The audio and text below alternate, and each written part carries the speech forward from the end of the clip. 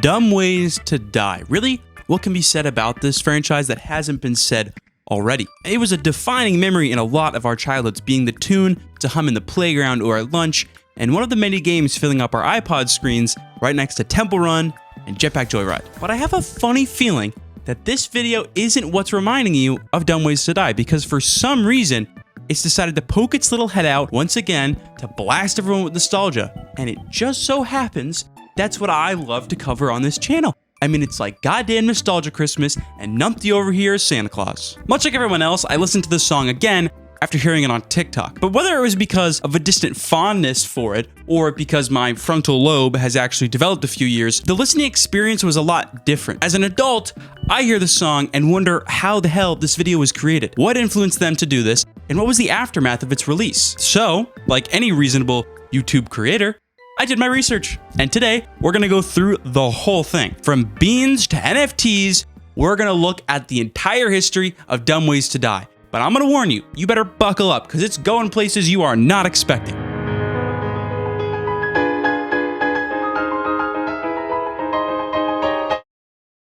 So the story behind Dumb Ways to Die has a lot of characters and a lot of events, and I'm gonna try my best to make this make as much sense as I possibly can. Trust me, for a little while researching this, I was kind of confused. First, I need to introduce you to Chloe Alsop, who came up with the original idea for the advertisement. Wait, you said advertisement? Yeah, actually, the entire concept behind Dumb Ways to Die came from the fact that Metro Trains Melbourne of Australia needed a new ad campaign promoting train safety and being safe on train platforms. I know a lot of you may know that, but it's less obvious to some than you'd think. Chloe, head of marketing, saw all the ads that train companies had released up until that point and didn't really want to make just another sad, gruesome, or shocking ad. All those ads did is make people dislike the fact that they were watching another human get injured. So, instead of maiming humans for public service, why not brutalize some beans instead? But the idea of forcing people to connect a valuable and otherwise obvious message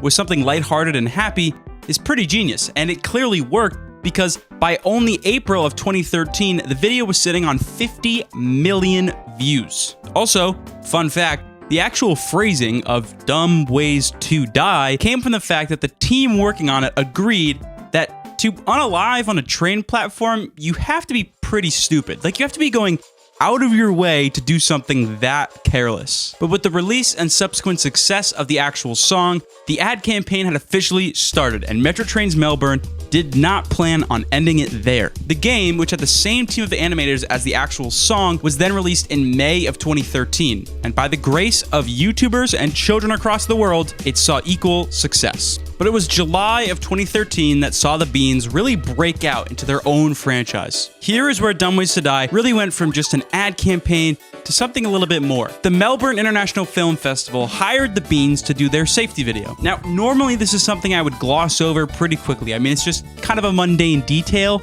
but I actually have to show you what this clip looks like.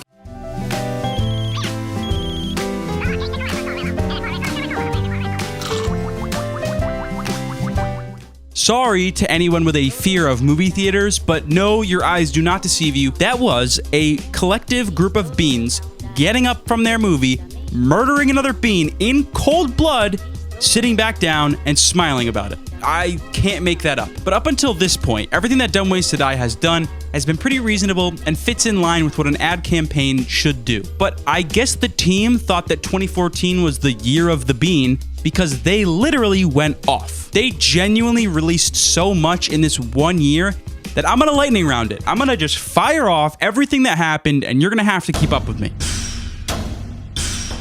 They started off the year with Dumb Ways to Valentine, which was obviously in late February, which saw a weird reception considering it had nothing to do with trains, but was still nonetheless cute. Then, April Fool's to Die was released obviously April 1st, except it got better reception because of a bit about trains at the end, but was horrifying considering that Numpty's child is depicted as unaliving Numpty, thus explaining canonically how Numpty's hair got caught on fire. The Dumbest Way to Die is Without Life Insurance was an entire separate campaign that was for promoting Empire Life Insurance, which saw major backlash considering it had nothing to do with trains, and critics said that it was Dumb Ways to Die officially selling out. Running of the Bulls was then released on their YouTube channel celebrating the Running of the Bulls tradition in Spain. Ice Bucket Challenge Fail was a video released in order to promote the ALS Ice Bucket Challenge, in which they promoted Grumpy Cat, Annoying Orange, and Volvo Trucks. Promotional content for the upcoming sequel to the game started in October. A Halloween video was made on Halloween in which a bean commits cannibalism and then explodes. Dumb Ways to Die 2: The Games was released in November of that year. And then finally, the Beans released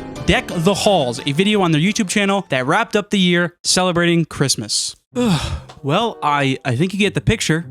Most of the content that Dumb Ways to Die has been released within that 1 year. I mean, they really condensed a lot of content into that 12-month period, but I think you and me both know that we're not done here. You're gonna notice, though, that the farther we go down the timeline, the more down the rabbit hole Dumb Ways goes. I mean, some of the stuff we're gonna talk about is truly off the rails. All right, from here on out, they're gonna do this a few times, but for the first half of 2015, the Beans released nothing. Not until July, when they released the Be Safe Around Winter mini-series, which was pretty much back to their roots, where they reminded everybody to be safe around trains, especially during the wintertime. What?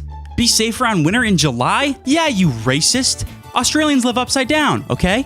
Their summer is in December, and their winter is in July. In December of 2015, they started and finished their Countdown to Christmas series, which was a 12-part video series of a Santa-like bean going on a Christmas journey. I mean, really innovative stuff here, guys. Then a pretty wholesome release with Dumb Ways Jr., which was meant to teach iPad kids to be safe around the house, which is nice. That's a really good message. And from there, they kept up their streak of the games with Dumb Ways 3, The Games, Dumb Ways to Draw, and Dumb Ways to Dash, released in 2016, 2017, and 2019. But most of their video content within that 3-year span was devoted to promoting new content in Dumb Ways to Draw and other Dumb Ways games. So nothing to really sink our teeth into between those 3 years, which is good or bad depending on how you want to look at it.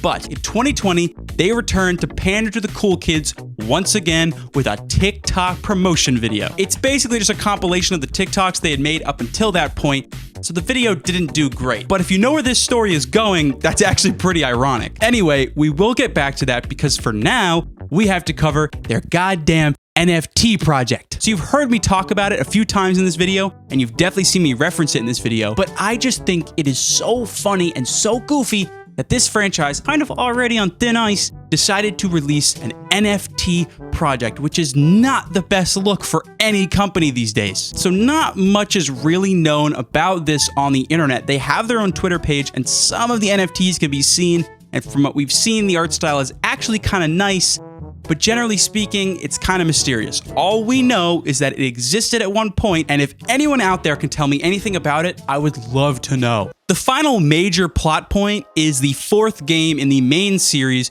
which was called Dumb Ways to Die 4 for a while, but I'm pretty sure the actual working title is Beanland because we saw a trailer for an actually pretty good-looking 3D game that might be coming relatively soon. It's been delayed, I don't know when it's coming, don't know much about it, but it does look pretty good, and that might be Dumb Ways to Die 4. But like I said, that's pretty much the final major plot point, I think. So, bye everybody.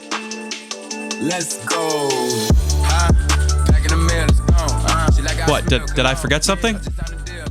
Oh my god, that's right, the reason you clicked on this video. Yeah, so in 2023, Dumb Ways to Die made a mainstream return, or at least as mainstream as you can get these days, by being on TikTok. Yeah, they actually got their way. In 2023, like I said, they finally got their TikTok trend. In thousands of videos, the original song is being used to depict people doing dumb things. I mean, I'm surprised this didn't come earlier. If you ask me, I kind of like this happy ending that Dumb Ways to Die got. I mean, in 2020, they tried to get on TikTok and make people excited about their TikToks, and it didn't really work. So it's kind of nice that in 2023, they got their way with a TikTok trend that kind of does fit their brand a little better. That being said, this is actually the end of the Dumb Ways to Die history.